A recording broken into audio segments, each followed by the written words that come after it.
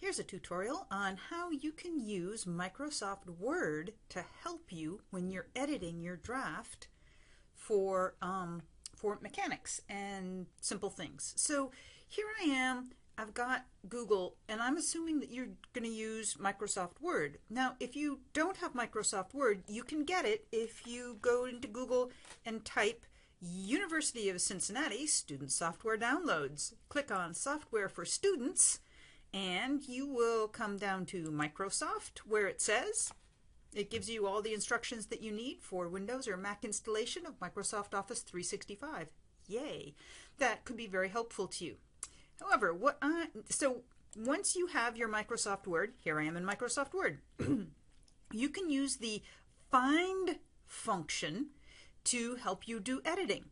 But even before you get to that, remember there's this blue highlighting and then there's the red underlining. So it's blue underlining and red underlining. The red underlining means you've spelled something wrong. So pay attention to that. Do not let these little underlines go by. You need to have your document clear of these little underlines because they're really helpful. Qualified. Qualified needs a U. All cleaned up. Any other spelling problems? Transportation. There we go. No more red. Hurrah. Oh, I do have some blue here. What's this? Blue means grammar or spacing. Got an extra space there. Ooh, check it out. Got an extra space there. Extra space.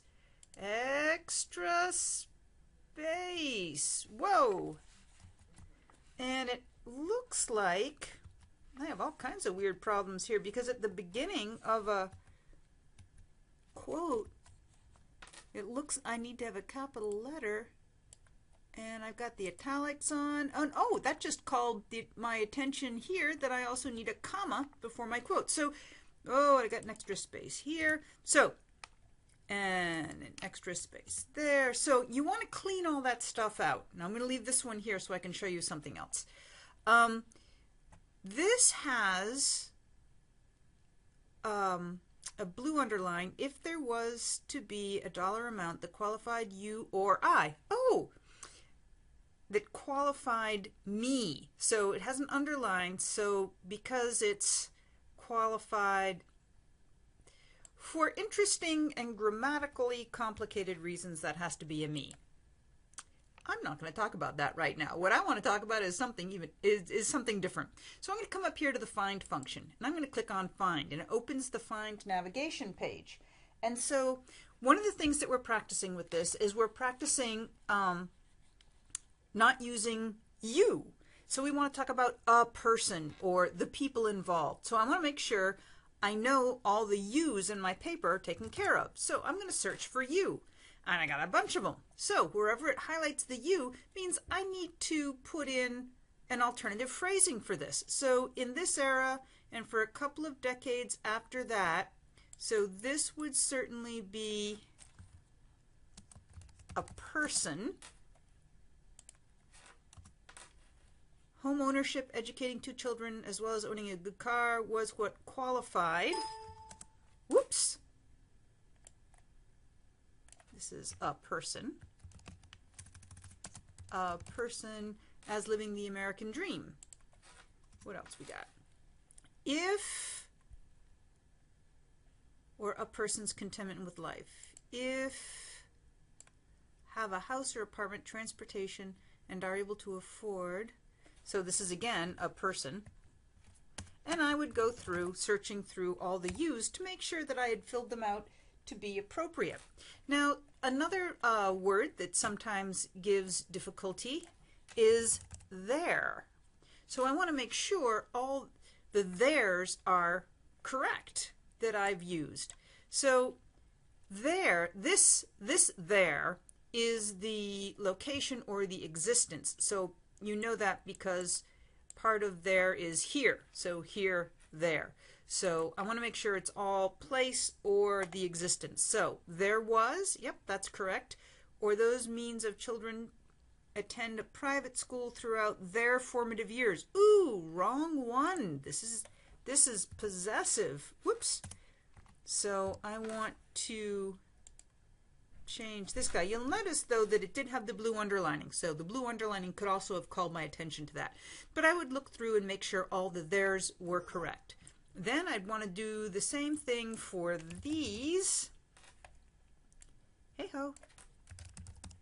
I want to make sure all those are correct. Their ability, it belongs to them. Their on their back, yes, their life, their honor. So that's another good way to check those. So another thing that I can do so I can make sure, like if you know you have a difficulty with complete sentences, ooh, here's a there.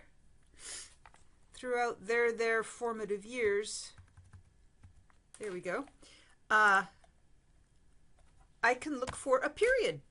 So this is going to show me where all the periods are. Now I'm going to go back to the beginning of my document, and I want to make sure that all the periods are at the end of complete sentences. So let's see. If there was to be a dollar amount that qualified you or me for the entrance into the American dream, I would venture to say a lot of us would not make it. Period. Yep, that's a complete sentence. I'm not saying the majority of Americans, ooh, and that makes me read through it, so I know that's not plural. That's going to doesn't need an apostrophe. Aren't, that one's correct, law-abiding citizens. Whoops, hey, period, come back. So here's a period here. I'm not saying, yeah, that's definitely a complete sentence. I'm suggesting yep. For example, ooh, gonna need one in there. For example, the have-nots children will generally attend a public university. In contrast, oh, I need a period there. So when I'm looking through each of these sections, it helps call my attention to each sentence. Let's see what's going on now. In contrast, those of means will generally opt to send their kids to an Ivy League college, or those of means children attend a private school throughout their formative years and then attend a public or local university after. That helps me see that things are not right here. Let's see. In contrast, those of means will generally... So if I have a period there, I can't start a sentence with or. So I have to decide what to do with this. So I am sitting here thinking, what can I do with this? Well, if it's an or, usually I could put a comma there and make this a small o, or those of means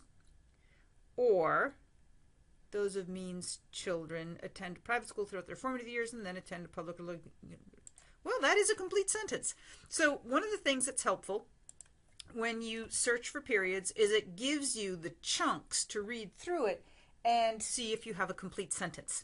So, if you know you have a specific kind of problem, whether it be with you, or if you have difficulty with there, or if you'd like, if you want to look for to see if, oh, that gets you the middle of the word, or if you want to look for periods, or if you want to look for semicolons or colons, you can use the search function to help you look for specific things that you know you have difficulty with when you're doing your editing.